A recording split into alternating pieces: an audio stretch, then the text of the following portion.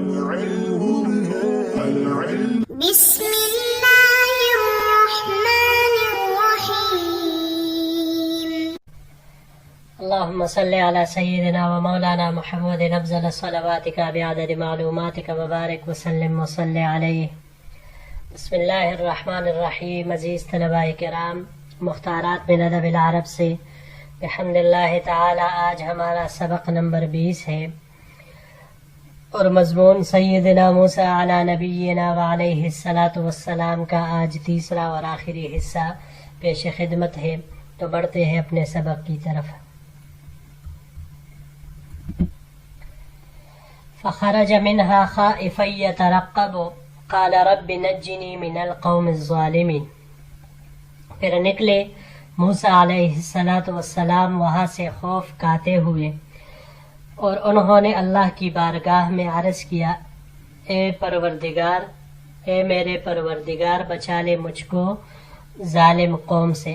ولما توجہ تلقاء مدین، اور جب موسیٰ علیہ السلام نے توجہ کی مدین کی طرف، یعنی اس طرف روانہ ہوئے، قال عسى ربی ان یہدینی سواء السبیل، فرمایا امید ہے کہ میرا پروردگار میری رہنمائی فرمائے گا سیدھے راستے کی طرف. ولما ورد ماء مدین، اور جب وہ پہنچے مدین کے پانی پر، وجد علیہ امة من الناس یسقون، تو پائی انہوں نے وہاں پر لوگوں کی ایک جماعت جو پانی پلا رہے تھے. ووجد من دونہم امرأتین تذودان، اور پایا ان سے دور دو عورتوں کو جو کہ اپنے جانوروں کو روک رہی تھی. قال ما خطبکما، موسیٰ علیہ السلام نے کہا تمہارا کیا حال ہے؟ قالتا لا نسقی حتی یصدر الرعاء وابونا شیخ کبیر، ان دونوں نے جواب دیا کہ ہم نہیں پلاتے پانی یہاں تک کہ یہ چرواہے لوٹ جائے اور ہمارا والد صاحب عمر رسیدہ بوڑھا ہے. فسقا لہما، پس پانی پلایا ان دونوں کے لیے موسیٰ علیہ السلام نے. ثم تولی الی الظل، پھر پلٹے سائے کی طرف. فقال رب انی لما انزلت الی من خیر فقیر، اور کہا کہ میرے پروردگار بے شک میں تو جو بھی نازل فرمائے میری طرف بہتری سے میں محتاج ہوں اس کا. فجاءته احداهما تمشي على استحياء، پس ان دونوں عورتوں میں سے ایک حیا کے ساتھ چلتی ہوئی آئی موسیٰ علیہ السلام کے پاس. قالت ان ابی یدعوک لیجزیک اجر ما سقیت لنا، کہ بے شک میرا والد آپ کو بلاتا ہے تاکہ آپ کو بدلہ دے کہ آپ نے ہمارے جانوروں کو پانی پلایا.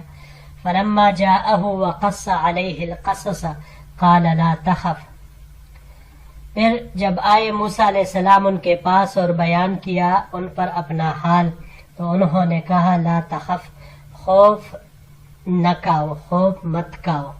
نجوت من القوم الظالمین، تو نے نجات پالی ہے ظالم قوم سے.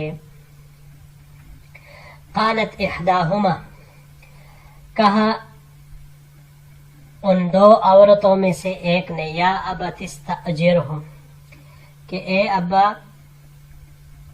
آپ اس شخص کو اجرت پر رکھ لے. ان خیر من استاجرت القوی الامین، بے شک ملازمت کے لیے یہ بہتر آدمی ہے، بہترین آدمی ہے جو طاقتور بھی ہے اور ایماندار بھی ہے. قال انی ارید ان انکحک احدی ابنتی، حضرت شعیب علیہ السلام نے کہا کہ بے شک میں چاہتا ہوں کہ اپنے ان دو بیٹیوں میں سے کسی ایک کا نکاح آپ کے ساتھ کر دوں. جی وہ اگلے سلائیڈ کے ساتھ انشاءاللہ باقی آیت اس کو پوری کر لیں گے. یہاں پر یہ چند الفاظ ہیں. پہلا یصدرہ، یصدرہ یہ صدرہ سے ہے، باب ضربہ اور نصارہ سے صدرن صدورن دونوں مصدر اس کے آتے ہیں. صدرن ہو تو واپس ہونے کے معنی میں آتا ہے، اور صدورن ہو تو پھر پیدا ہونے کے معنی میں آئے گا.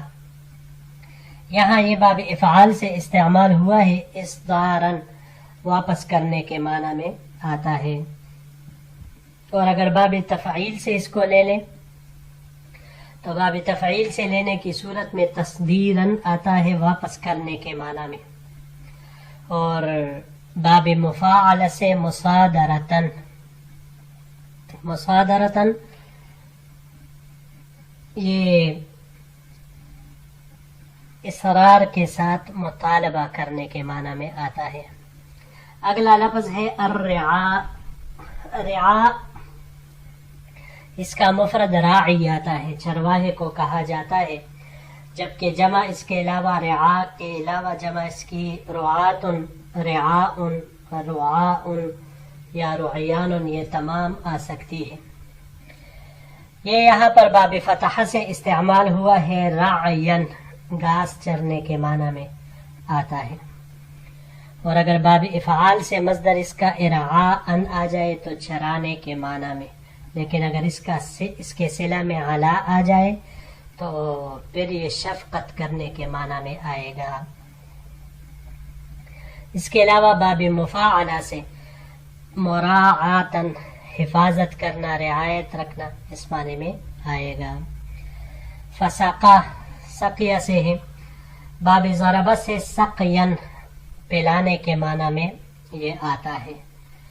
یہ جب باب افعال سے ہم لے لے اسقاءن تو کسی کو پانی پینے کے لیے دینا اس معنی میں، اور باب مفاعلہ سے مساقاتن، مساقاتن یہ بیع شریعت اسلامی، فقہ اسلامی میں بیع مساقات یہ بھی ایک ہوتا ہے، کسی کو زمین کی دیکھ بھال کے لیے اس شرط پر مقرر کرنا کہ بھائی اس زمین سے جو پیداوار حاصل ہوگی اس کا کچھ غلہ تجھے ملے گا، بیع مساقات اسے کہا جاتا ہے۔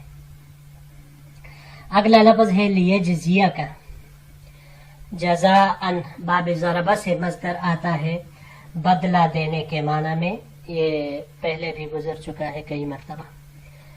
نجوتا، نجوتا یہ باب نصرہ سے یہاں پر نزع، نجاتن، نجاءن نجات پانے کے معنی میں یہ آتا ہے، اور اسی طرح نجاءن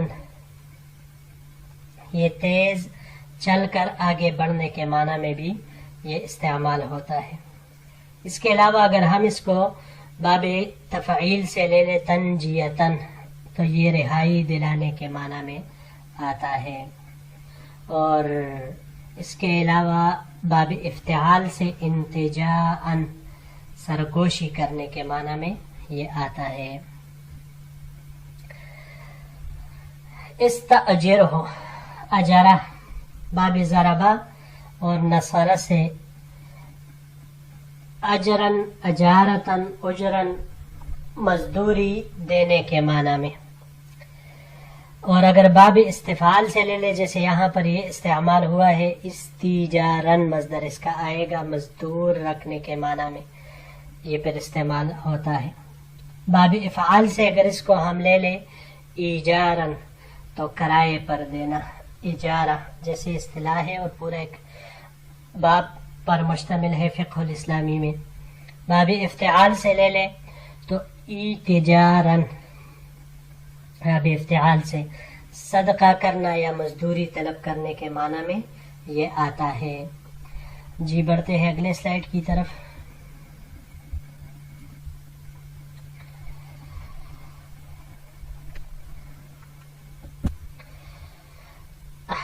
احد ابنتی ہاتین علی ان تأجرنی ثمانی حجج، ان دونوں بیٹیوں میں سے ایک بیٹی کا نکاح کروں آپ کے ساتھ، علی اس شرط پر، ان تأجرنی ثمانی حجج کہ تو میری ملازمت کر 8 سال تک، فإن اتممت 10 فمن عندک، پس اگر تم نے پورے کر دیے 10 سال تو یہ تمہاری طرف سے ہوگا۔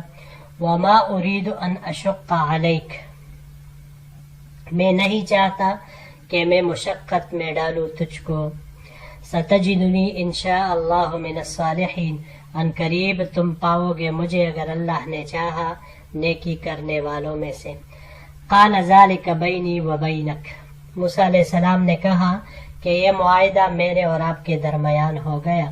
ایم الاجلین قضیت فلا عدوان علی، کوئی بھی ان دونوں میں سے مدت جو میں پوری کروں تو پھر اس کے بعد مجھ پر کوئی تعدی نہیں ہوگی. واللہ علی ما نقول وکیل، اور جو کچھ ہم کہتے ہیں اللہ تعالیٰ اس پر نگہبان ہے، اللہ تعالیٰ اس کو دیکھ اور سن رہے ہیں. یہاں پر یہ دو الفاظ ہے جی، حجج. حجج اس کا حجتن مفرد اس کا آتا ہے حجتن، اور دوسرا لفظ اشقہ. اشقہ یہ شقاقہ سے ہے، باب نصر سے شقن مشقتن استعمال ہوتا ہے. شقن آ جائے تو پاڑنے کے معنی میں آتا ہے، اور مشقتن ہو تو پھر یہ مشقت میں ڈالنا، دشوار ہونے کے معنی میں یہ استعمال ہوتا ہے. اس کو اگر ہم باب افتعال سے لے لیں، اشتقاقن، اشتقاقن آدھا لینا. درد شقیقہ آدھے سر کے درد کو کہا جاتا ہے کہ جب آدھے سر میں درد ہو تو درد شقیقہ اسے کہا جاتا ہے. باب مفاعلہ سے مشاقتن مخالفت کرنے کے معنی میں یہ آتا ہے. اس کے علاوہ اگر اس کو ہم باب انفعال سے لے لیں تو باب انفعال سے لینے کی صورت میں انشقاقن، انشقاقن شگاف پڑھنے کے معنی میں آتا ہے. انشقاقن شگاف پڑھنے کے معنی میں پھر یہ استعمال ہوتا ہے. صدق اللہ العظیم. جی عزیز طلباء کرام، یہ سورہ قصص کے 1 نمبر آیت سے لے کر 28 نمبر آیات تک یہ ہمارا جو مضمون تھا بحمد اللہ تعالی وہ اپنے اختتام کو پہنچا. انشاءاللہ العزیز اگلے درس میں ایک نئے مضمون کے ساتھ پھر آپ کی خدمت میں حاضر ہوں گے. السلام علیکم ورحمۃ اللہ وبرکاتہ.